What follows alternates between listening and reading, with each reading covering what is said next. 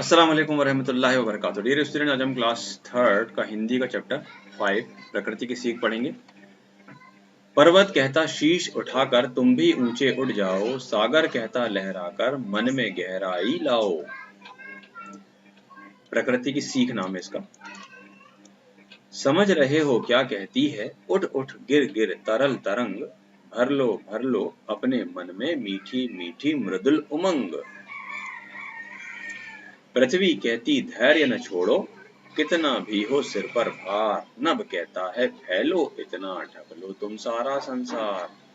सोहन लाल द्विवेदी इसके कवि हैं। चलिए शब्दार्थ देखते हैं। पर्वत यानी पहाड़, शीश यानी सिर, सागर यानी समुद्र, मृदुल यानी मीठी, उमंग यानी जोश, पृथ्वी यानी धरती, धैर्य यानी धीरज, भार यानी बोझ। अभ्यास में सबसे पहले श्रुतलेख देखिए। लहराकर, गहराई, उमंग, संसार, पर्वत, पृथ्वी, धैर्य और शीश।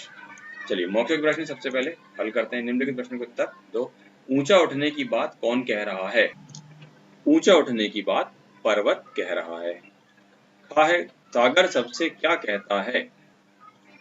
सागर सबसे मन में गहराई लाने को कहता है।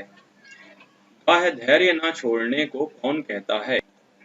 धैर्य न छोड़ने की बात पृथ्वी कहती है। घा है सारे संसार को ढकने की बात कौन कहता है? नभ सारे संसार को ढकने की बात कहता है। लिखित में अब राइटिंग में आपको राइटिंग वर्क है। पर्वत संसार से क्या कहता है?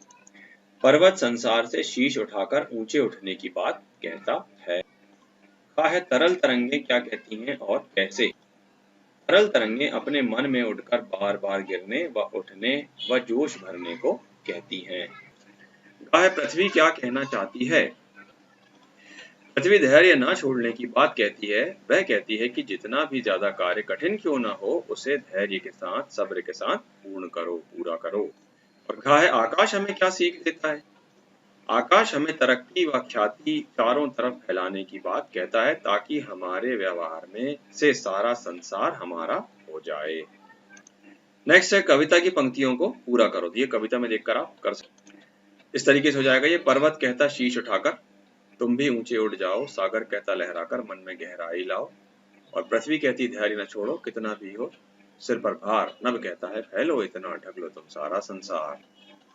मूल आधारित प्रश्न है प्रकृति हमें किस प्रकार प्रेरणा देती है? तो जब कविता जो आपने पढ़ी है अभी, उसके हिसाब से आपको ये खुद लिखना है कि हमें किस तरीके से अच्छे कामों को करने के लिए प्रकृति प्रेरणा देती है।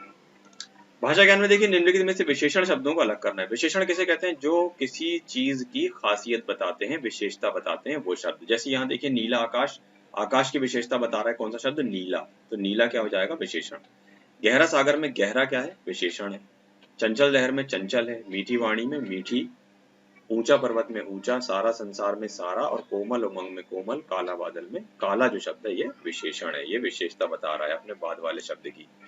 नेक्स्ट है फिर पढ़ो समझो और लिखो। उठना से जैसा उठकर लिखा है वैसे ही इन शब्दों को भी बनाना है। गिरना से गिरकर हो जाएगा। देखना से देखकर, पढ़ना पढ़कर, खाना खाकर, नहाना नहाकर।